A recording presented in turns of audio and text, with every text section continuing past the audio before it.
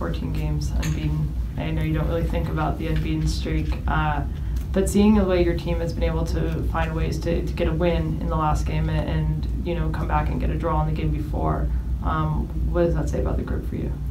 No, I think, as I said all along, the mentality is strong.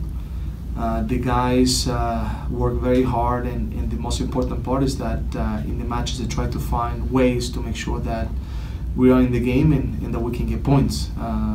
At home, we always try the most that we can to be able to get 3 points. And the guys, I thought, performed very, very well, especially in the second half. I think that they executed everything that we asked for, and it was very important for us to be able to have this victory.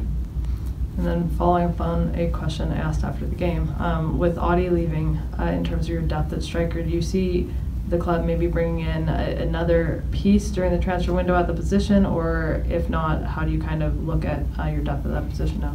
Yeah, no, as I said, we always open. We always are a club that wants to continue to look, and for me, the players always have to perform, and this is normal in every club. That you always have to continue to see how you can improve within, or if you need to bring someone in doing that. But I think it's like any other club. And then Lucas Milano's loan is up, and so I'm wondering what are the thoughts from the club's perspective of where he's going to go, or whether he could be coming back. We'll see. And I've asked you about it before, but with Ridgewell still not being able to break back into the 18 at this point, do you anticipate that he could be back in the 18 anytime sooner, or is the depth chart just changed? No, he's a very important component of this club. He's a good player. I think this week is going to be important. He's healthy, and we'll see if what will be the decision for this weekend. I think the month of August is going to be a busy month for us. We're going to play a lot of matches. We need everybody to be ready to be able to perform. But Liam is giving a lot to this club, and he's an important component of this team. Coach, Philadelphia is a team that Timbers fans only get to see once a year. Had a pretty important acquisition since the last time that Timbers fans saw them. Borja Tochal in the middle has 9 assists this year. I know you don't like talking about specific players and how you want to prepare for them, but can you give maybe Timbers fans a little indication of what they can expect from somebody who has put up such productive numbers to this point of the season? No, he's a good player. He shows it. I think Philadelphia is a difficult team. They can become a little bit unpredictable, which makes them be a little bit more difficult. I think they have, as you mentioned, quality players that can change the game, especially in the middle.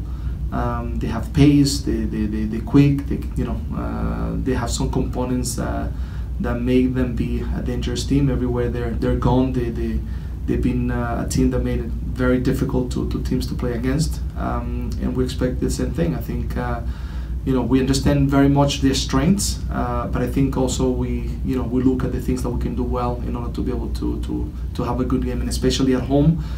I think we have to make sure that we perform well against a team that we know is going to bring another game that is going to bring different challenges.